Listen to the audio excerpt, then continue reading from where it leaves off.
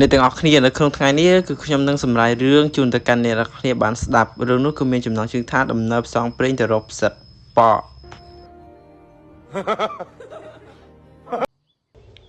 ផ្សិតប៉គឺជាផ្សិតដែលកម្រហើយក្នុងមួយឆ្នាំមានតែម្ដងទេហើយបើនិយាយពីរឿងរសជាតិវិញណាគឺសាច់គោសំចាញ់ហើយបងប្អូនអើយហើយនៅក្នុងថ្ងៃនេះខ្ញុំទៅរកផ្សិតប៉ហ្នឹងគឺមិនមែនដើម្បីយកទៅលក់ទេបងប្អូនដោយសារតែខ្ញុំចង់ញ៉ាំផ្សិតប៉អញ្ចឹងណា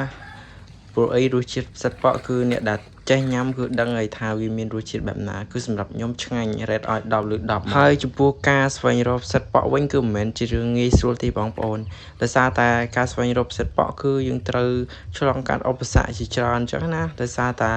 មានបលាផងមូសផងហើយពេលខ្លះយើងនឹងអាចជួបសត្វ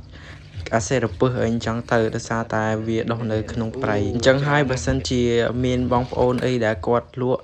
ក្នុងតម្លៃណាមួយដែលគិតថាអាចទទួលយកបានណាយើងមិនបាច់តថ្លៃពួកគាត់ទេព្រោះអីការរកផ្សិតប៉គឺពិបាកណាស់ទម្រាំទៅបានមួយគ្រាប់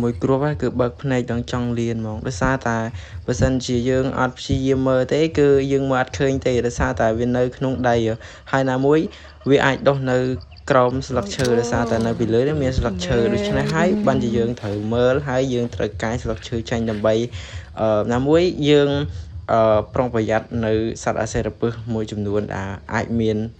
នៅក្នុងពេលខ្លះយើងដើរទៅក៏យើងជាប់ពេលខ្លះទៅក៏អត់ជាប់ចឹងទៅវាមានដោយកន្លែងហើយវាតាមដីដែរបើសិនជានៅកន្លែងដីណាដែលមានជីវជាតិហើយដីនឹងធូរកន្លែងហ្នឹងគឺវាមានដុះបើសិនជាដីនៅ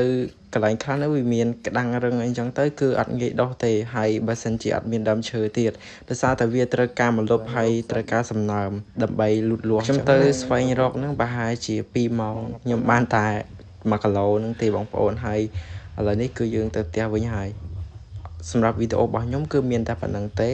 ជម្រាបលាជួបគ្នានៅវីដេអូក្រោយ